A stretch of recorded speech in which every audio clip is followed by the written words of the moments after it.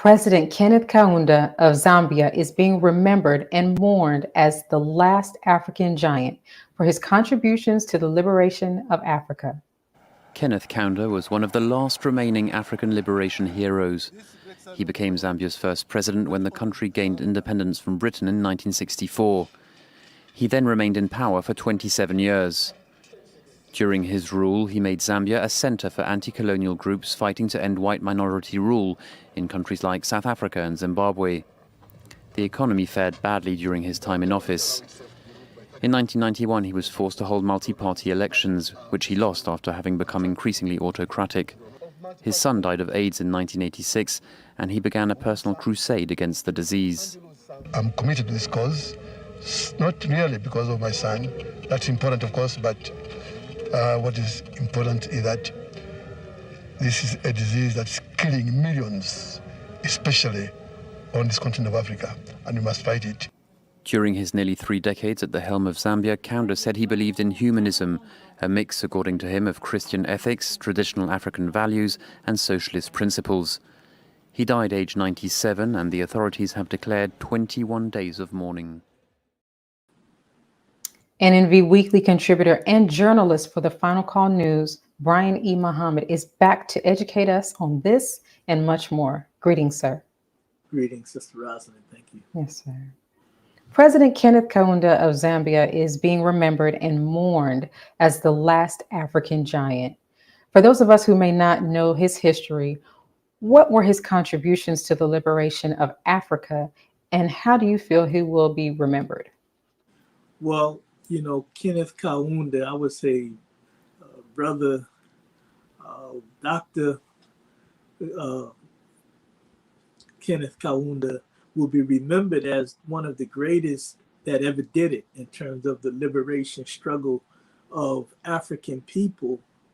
He was the first president after the independence of Zambia. He was one of the leaders that won the independence from white minority rule of what was then called Northern Rhodesia, and which was a offshoot of the British Empire.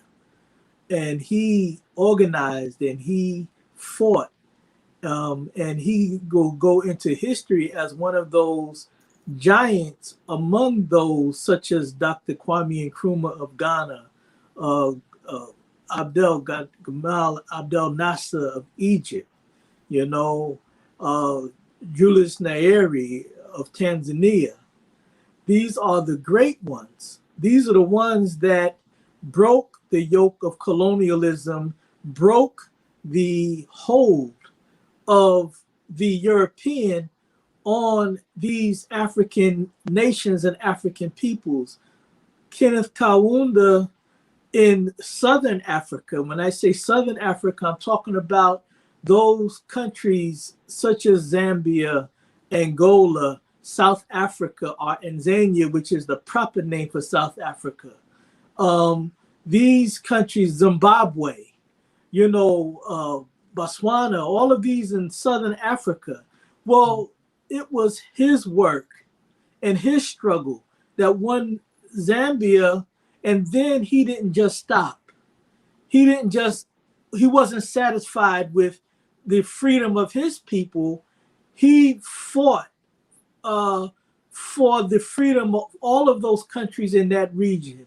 And in fact, he was, his role and why he was hated so much by the West was because when, for example, in South Africa under apartheid, when they banned Nelson Mandela's party, the ANC, the African National Congress, when that was banned and it was illegal, and they put Nelson Mandela in jail, and he was in jail, as we know, for all those years. Well, they banned his party. So the people who worked with him had to seek refuge. And it was Kenneth, it was this president that opened the door of Zambia. Dr. Kaunda gave them political refuge. Dr. Kaunda gave them training in armed struggle and guerrilla warfare to fight the enemies in their respective countries. And he did that for basically all of those nations, because all of the people who they were subjected to took that same move in these various countries in Southern Africa. And so we say he's the last giant because he was the last living one, and from that age. Kwame Nkrumah is gone. Gamal Nasser is gone. We know Robert Mugabe from Zimbabwe, gone. See, he was the last one, and at 97 years old, nearly 100 years old, and we'll talk about why he lasted so long, which is one of the things he's famous for. He ate well. He ate vegetables and fruits, basically, very careful about what he put in his system. He took that's why that part in the beginning when you saw him running to the stage, that was at Nelson Mandela's funeral. And he was getting ready to speak, and now he was 89 years old then. And when he got up those stairs, then he paced those few steps from there to the podium. He was strong like that because he took care of himself, which is a lesson for those of us that struggle today. We must take care of ourselves for the longevity. That's right. But he's going to be remembered as a great one, and we'll be talking about him because there's a whole lot to say about his contribution, even after he left power. Right. Now, in the Final Call news, he is being honored, placing him on the cover of the latest edition of the newspaper. Tell us why it's important for the Final Call to recognize President Kaunda in such a way. You know, only the Final Call can do this properly. Because if we were about selling newspapers, then we would not put an African head of state that maybe those who may buy our papers on the streets of America, for the most part, may not know, unless you lived in that time. See, he did, and because we have such a visionary publisher by the name of the Honorable Minister Louis Farrakhan, he gives honor for those who live their lives and sacrifice their lives for the betterment of other people. So that's why you see Dr. Kaunda on the cover of the Final Call newspaper. That's why we saw when His Excellency Jerry John Rawlings died, we saw the Honorable Minister Louis Farrakhan placed him on the cover of our newspaper because he served, not just because he served the Nation of Islam, but because he served the rise of Black people all over the world, starting with his own people in Ghana in Rawlings' case, and of course now we're talking about Zambia. And we did the same thing, obviously, for Nelson Mandela, and the sentiment of the Minister Farrakhan, we will always do that. He deserves a cover because of what he did. If we really understand the level of sacrifice that these kind of men made, then we will be shouting their names, and we'll be making sure that their names are remembered, just like we remember the names of the great worthies of old, of the prophets and the messengers. Because these are the men. Speaking of that, would you talk to us really quickly about President Kaunda as a freedom fighter? What was he like? Uncompromisingly Black. Okay. Uncompromisingly Black. Some of these pictures will probably show him with this signature handkerchief in his hand that he always had with him. But don't let that fool you. He was a fighter, uncompromising, and he was the one, again, that fought for the liberation of that region of Southern Africa and helped out in other areas even after he left power. He was the president in Zambia since 1964 until 1991. But he didn't just leave office and ride off into the sunset. He continued to serve the interests of Black people all over Africa and Black people all over the world. And so he deserves the kind of honor that he is getting. And certainly our people in this current generation. You want to know about Black Lives Matter? You want to know about the kind of things that you're now doing on the streets of America and all over the world? It is the Kenneth Kaundas that really showed that you can win against the most recalcitrant of enemies. And he did this. Now, President Kaunda's death and his work both raise important questions about the work of the Nation of Islam globally. I got about a minute or so, but what can you tell us that propelled the Nation of Islam onto the global stage? Well, first of all, what propelled us, we've always been global. Going all the way back to the Most Honorable Elijah Muhammad, we've always been international. But in today's reality, what really propelled us, where the minister has the stature that he has, he was already known throughout the world. But the Million Man March, when heads of state saw this theme of responsibility, atonement, and whatnot, and all of the troubles they were having in their nations and in their regions, they began to call on the Honorable Mr. Louis Farrakhan to come help them in their issues. And he began to be viewed more as a head of state than a leader of Black people or a leader of the Nation of Islam.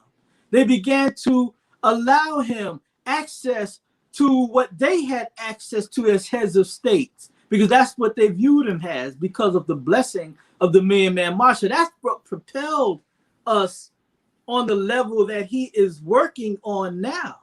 But there's a whole backstory to all of that, of course, that even goes before the Million Man March.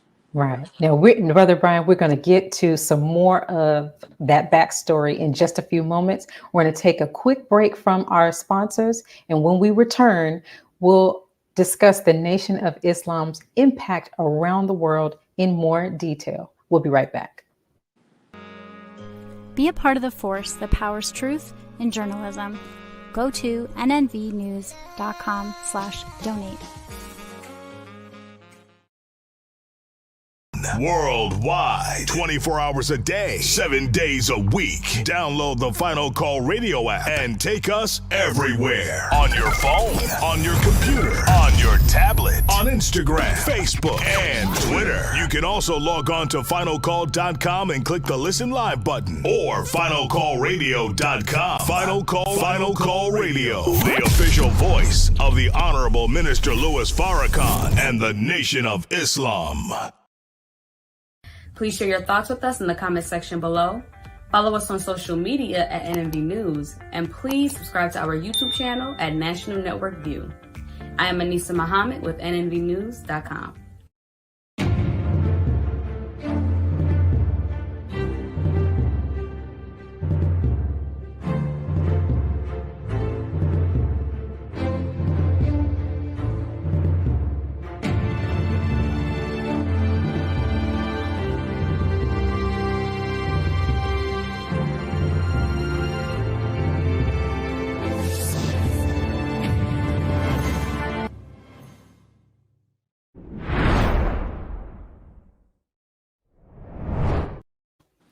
The Honorable Minister Louis Farrakhan, viewed as a head of state internationally, has traveled with the Nation of Islam to various continents for peace missions and as a part of his global work. Yes, Sister Rosalind. Yeah, let me say this on that. Yes, sir. He, the minister has done so much for people around the world. Things behind the scenes that people just don't know about because the minister doesn't talk about it. He has a principle that he gives to those who travel with him, and in his own travels to these areas, where he, right out of the Holy Quran, that's where the minister always says, from the verse of the Holy Quran that says, and do no favors, seeking gain. See? So the minister's global travels, which goes back to, again, the death of Kenneth Kaunda. See, because the way the Honorable Minister Louis Farrakhan remembered Kenneth Kaunda was such a man like that he did what he did without seeking gain.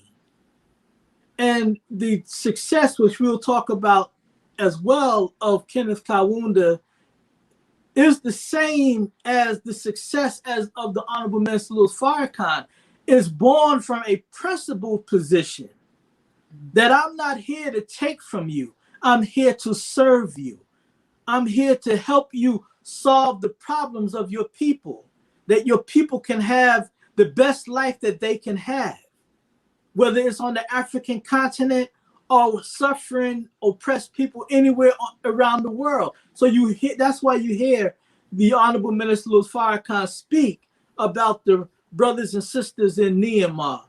You hear him speak, you hear him speak about the problem that has to be looked into among the Uyghurs in China. You hear him speak out for the Palestinian people.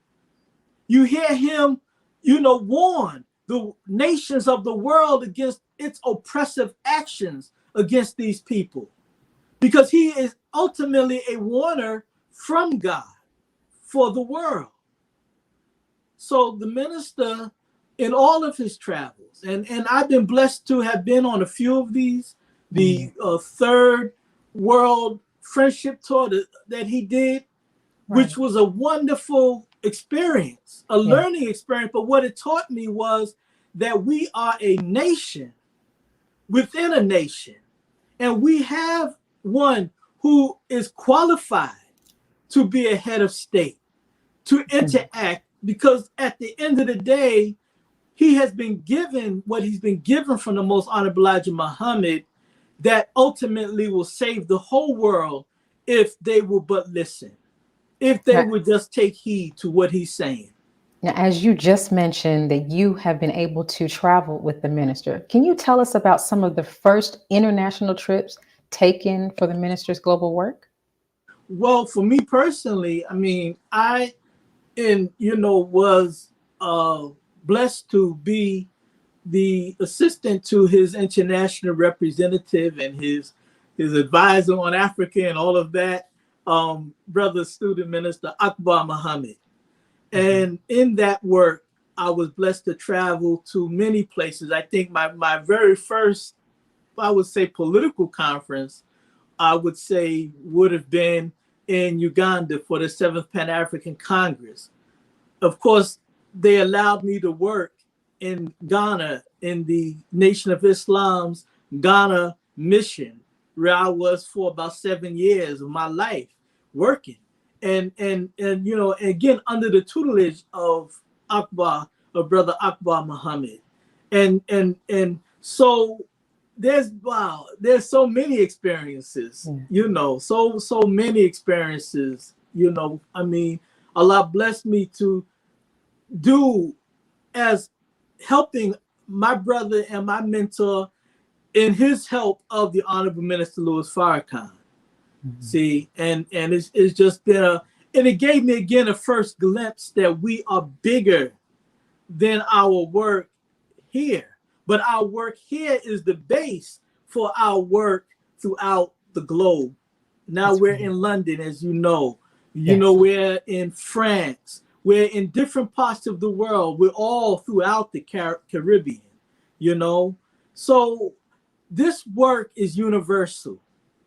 This work is universal, and the whole world is looking for a change.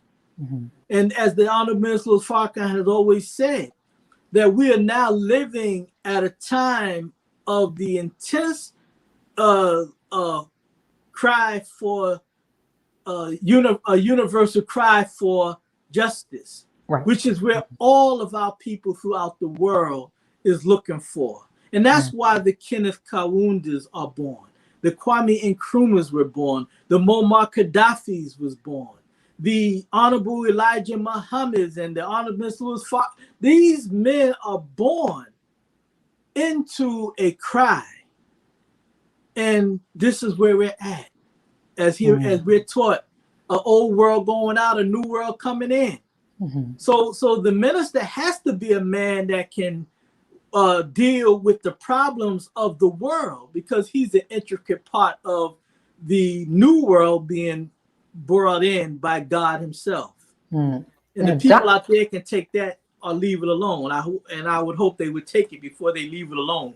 They will take it. I hope so too. Now, Dr. Kaunda was an advisor and a counselor with the Honorable Minister Louis Farrakhan on at least 2 peace missions. Can you tell us about one of those missions? Yeah, I would say with one was the Sudan. In the country of Sudan in North Africa, which is the largest country by land mass on the African continent, they were having a civil war, if we remember, that lasted for many, many years between the north and Khartoum and the south of Sudan, which of course eventually had become their own state now, their own country, South Sudan. Well, when they were going through that problem, the Honorable Minister Louis Farrakhan was asked to go and check and see if he can lend a voice to solving or bringing about a peace between the North and the South Sudan. And this is where he met Kenneth Kaunda. Kenneth Kaunda had counseled him before him going to meet with the rebel group at that time, led by a man named John Garang. Okay. And they even came to an agreement that and before they can put that agreement into place, this government, the United States government, and its ugly foreign policy and its hatred for the Nation of Islam being involved on that level in the world, they blocked it. Even though the minister was blessed to bring about a peace deal, a peace initiative that they agreed on, until the enemy, this devil, does what he does to step in and interfere. So that's one.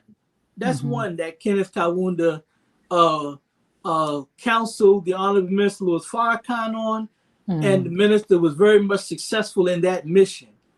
The other one, there's another one that he dealt with, was the Democratic Republic of Congo, which has been suffering what the world calls the African World War because of the amount of nations that has been involved in that conflict.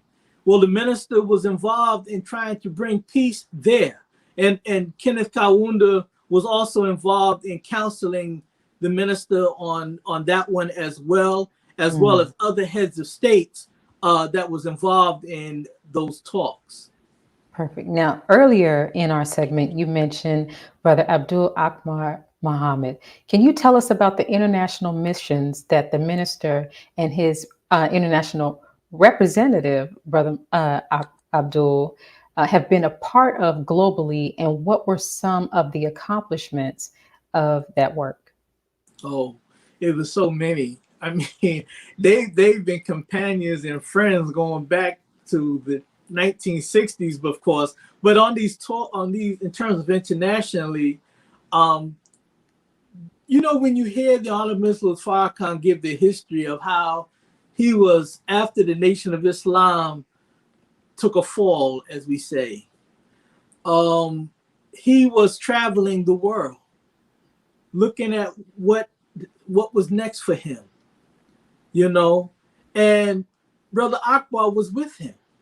He was with him in all those journeys overseas. But there were so many, it's hard to say, because you're talking about 3 World Friendship Tours, several peace missions, some known and some unknown. You saw him there with Nelson Mandela, and that was, I think that was taken from the second World Friendship Tour. There are the first World Friendship Tour, second one. And there's so many. There's so many. And then, of course, when it came time to have somebody to be on the ground, to organize the work of the Nation of Islam on the ground in Africa, it was the Honorable Minister Louis Farrakhan that asked his friend and brother Akbar, to go and do that, and he did that. But there were so many, it's hard to say, because he's been on all of them, really. Those two that I just mentioned, particularly those two. Right. Yeah. Brother Brian, thank you again for joining us this week and bringing your insight on this subject and helping us to understand what Dr. Kenneth Kaunda meant to Africa and also to the Nation of Islam. We look forward to speaking with you again next week. Thank you, sister. May Allah bless you all. Thank you. Let's pause for announcements from our sponsors. After the break, for the Engine of the Nation report, we will interview Alyssa Ward, a cut flower farm owner in New Jersey. We'll be right back. Be a part of the force that powers truth in journalism. Your support helps to combat false media. Cash App, NNV News. Asiatic Minds, online education, helping our children to discover their God-given skills, gifts, talents, and passion that will allow them to see their greatness as well as the greatness of our people. And upon discovering that greatness, infusing them with the desire to use it for the betterment of themselves, their families, our people, and the world. Classes begin September 1st. To enroll, visit AsiaticMinds.com. This is Sister Sajda Muhammad. We are proud to announce that the Sajda House commemorative Elijah coins are finally here. This priceless heirloom, made from recycled copper from the messenger's home, is now available at sajdahouse.com. Greetings from National Network View. This week's Final Call cover story headline is dedicated to a champion in the liberation struggle. As Africa and the Black world are honoring the late Kenneth Kaunda, a hero of the struggle to free the motherland, a longtime statesman and leader in efforts to move Africa forward. Zambia's founding president recently departed this life at age 97. This remembrance and tribute includes a special message by the Honorable Minister Louis Farrakhan regarding one of the giants of Africa. This FCN Volume Number 38 edition middle page article is entitled, "The Judgment of Allah Has Entered America." To read more, subscribe to FinalCallDigital.com and tune into the all-new Final Call Radio. This is the NNVNews.com Final Call cover report. Please make sure you leave your comments and questions in the comment section below. Follow us on Facebook, National Network View, and make sure to check us out on Twitter as well, National Network View. This is Sergio Gutierrez with National Network View, signing off.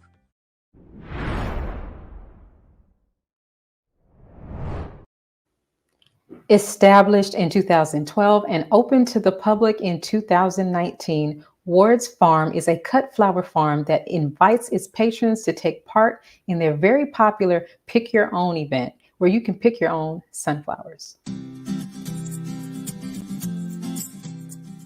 I'm Alyssa Ward. And I'm Alan Ward. And we are the owners of Ward's Farm, New Jersey, a cut flower farm in Salem County. We grow cut flowers and sunflowers and specialize in dahlias and sunflowers.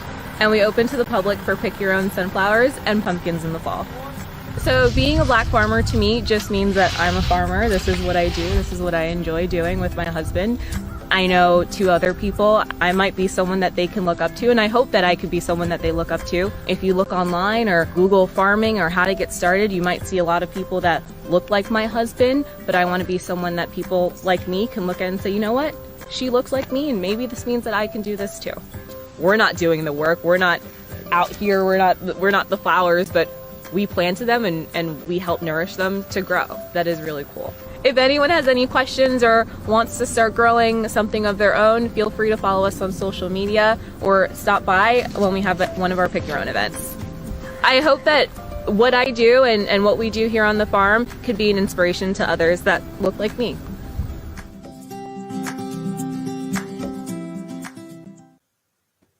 Joining us is Miss Alyssa Ward. Thank you for joining us. Greetings. Thank you so much for having me, Rosalind. Yes, ma'am. What exactly is a cut flower farm? So a cut flower farm is a farm that grows flowers specifically to be cut. So we grow many different kinds of flowers, and they're to be cut to put in vases or to have at events or to sell wholesale. Oh, perfect. Can you name a few of the flowers that you grow on your farm? I saw in the clip that one of the biggest ones that we see was sunflowers. Is there anything else that you grow there? Yeah, so we grow hundreds of thousands of sunflowers, but we also grow dahlias, celosia, zinnias, straw flowers, gomphrena, tulips, gladiolas, a whole bunch of flowers. Now, we've recently spoken with other farmers, and one of the things that we learned over the past year was that COVID has had an effect on their food crops. Did COVID have an effect on your flowers? Honestly, last year we were blooming, pun intended. We had so many people that came to visit the farm for Pick Your Own last summer. And I really think it's because everyone was cooped up in their homes in the springtime of last year. So in the summertime, when we opened up, we had so many people come to the farm, and it was an outlet for people. They got to spend time outside. They had fun. They got to see their friends because we have acres of farmland. And so they can come out and still be able to social distance and have fun and see their friends. Perfect. Now, you've also opened your space to the public for events. What type of events do you hold or have you held at your space? Yes, so we refer to our Pick Your Own events as events. And so on the weekends, on Saturday and Sundays, and usually 1 or 2 days during the week, we host our Pick Your Own events. And that's when we're open to the public, where they can come and pick their own sunflowers and take them home with them. Oh, perfect. Now I'm going to backtrack a little bit. Where did you get the inspiration to become a cut flower farmer? Sure. So my husband and I started growing vegetables. We would have our vegetables out on just a small stand in front of our home. And we grew flowers for ourselves because we just like to see them in our yard. And we had an abundance of them. So we would also put them out on the stand with the vegetables. And we would come home from work and notice that the vegetables were still there, but all the flowers were gone because everyone loved the flowers. And so we're like, we should maybe just do flowers. And so we started doing our favorites, which were sunflowers and dahlias, and that we kind of shifted into just doing all flowers and all cut flowers.